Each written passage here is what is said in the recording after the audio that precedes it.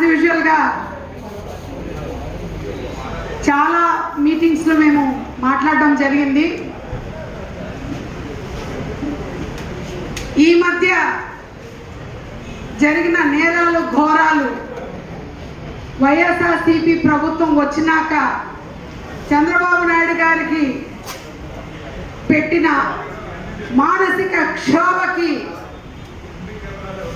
దానికి సమాధానంగా ఒక కౌరవ సభ నుంచి గౌరవ సభకు నిన్న అడుగుపెట్టిన తరుణంలో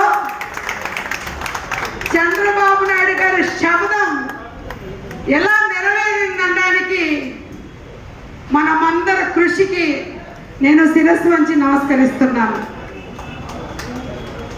సమాజమే దేవాలయం, ప్రజలే దేవుళ్ళు అన్న నినాదంతో అన్న ఎన్టీ రామారావు గారు ఆ రోజు పార్టీ పెట్టి కుల మతాలకు అతీతంగా, ప్రాంతాలకు అతీతంగా ప్రతి ఒక్కరికి అవకాశం ఇచ్చి ఒక డయాస్ మీద పెత్తందారులు కానీ పారిశ్రామికవేత్తలు కానీ వాళ్ళెవరూ లేకుండా మహిళలకి, బీసీలకి, ఎస్సీలకి, ఎస్టీలకి సమాన భాగం ఇచ్చి చట్టసభల్లో రాణించింది మన అన్న ఎన్టీ రామారావు గారు. ఆయనతో కూడా కలిసి కొన్ని అడుగులు నేను వేయడంలో నేను అదృష్టవంతురాలని భావిస్తున్నాను.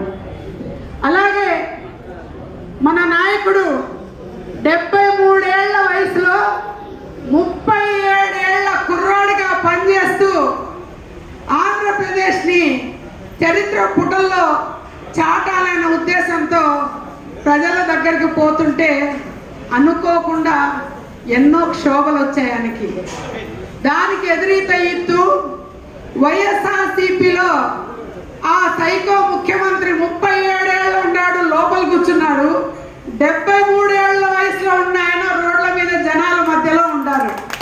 సో దాన్ని బట్టి ఈయనకున్న శ్రద్ధ రాష్ట్ర ప్రజల మీద, రాష్ట్ర ప్రగతి మీద, రాష్ట్ర అభివృద్ధి మీద ఎంత చిత్తశుద్ధి ఉందో నేను చెప్పాలి.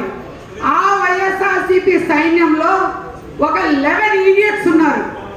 ఆ 11 ఈడియట్స్ చంద్రబాబు నాయుడు గారిని మానసికంగా బాధలు పెట్టి ఆయన ఇంకా రాజకీయ జీవితానికి చరమగీతం పాడాలన్న ఉద్దేశంతో ఎన్నో కుయుక్తులు పన్నినా ఈ రోజు మాత్రం మళ్ళీ లేచిన కెరటం లాగా 164 సీట్లలో ఈరోజు అసెంబ్లీలో అడుగు పెడితే వాళ్ళు కనీసం మొహాలు చాటేసుకొని ఈరోజు అసెంబ్లీలో రాని దుస్థితి అంటే కర్మ సిద్ధాంతం ఊరికే పోదు.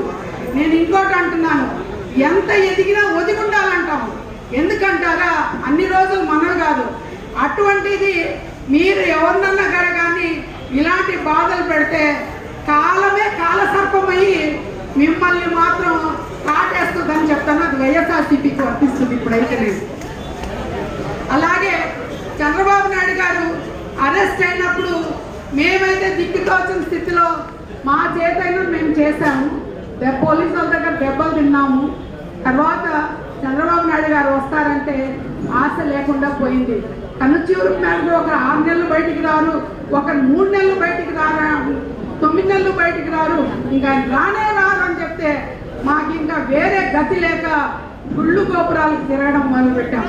ఆ గుళ్ళు గోపురాలు కూడా గంగమ్మ గుడికి వెళ్ళాను, కపిల తీర్థం ఉన్న ఆంజనేయ స్వామి గుడికి వెళ్ళాము, తిరుమలలో ఉన్న వెంకటేశ్వర స్వామి గుడికి వెళ్ళాము.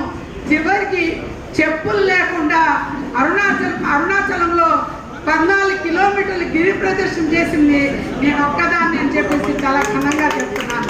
ఎందుకంటారా, మా అభిమాన నాయకుడు బాగుంటే భావితరాలకి ఆ రాష్ట్రం బాగుంటుందని చెప్పేసి ఒక దిశానిర్దేశం చేస్తుందని, యువతకు మంచి రోజులు వస్తాయని, అందరూ బాగుంటారని చెప్పేసి ఆ రాష్ట్రం బాగుండాలి, చంద్రబాబు నాయుడు లాంటి విషనరీ లీడర్ బయటకు రావాలని కోరుకున్నాం.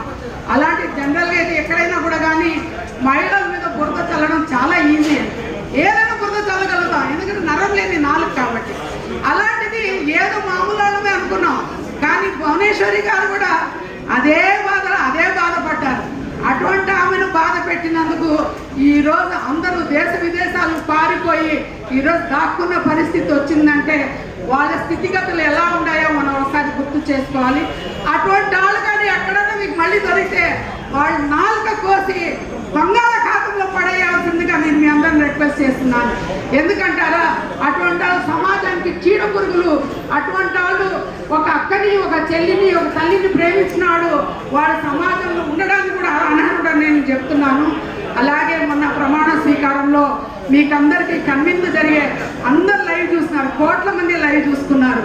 ఒకటి చూస్తే మాత్రం చంద్రబాబు నాయుడు గారు, భువనేశ్వర్ గారు డయాస్ మీద ఉండడం, అలాగే భువనేశ్వర్ గారు, పురంధేశ్వరి గారు డయాస్ మీద ఉండడం, అలాగే మోడీ గారు, చంద్రబాబు నాయుడు గారు, పవన్ కళ్యాణ్ గారు డయాస్ మీద ఉండడం, అలాగే మోడీ గారు చంద్రబాబు నాయుడు గారిని వాటేసుకోవడం, అలాగే చూస్తే చిరంజీవి గారిని మోడీ గారు ఒక రకంగా అప్లాజ్ ఇవ్వడం, ఇవన్నీ చాలా ఆనందకరమైన రోజులు.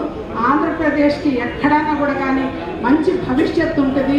అలాగే అందరూ ఆంధ్రప్రదేశ్ని ఎట్లా సపోర్ట్ చేశారో తెలంగాణ రాష్ట్రంలో కూడా మీరు అలాగే సపోర్ట్ చేయండి.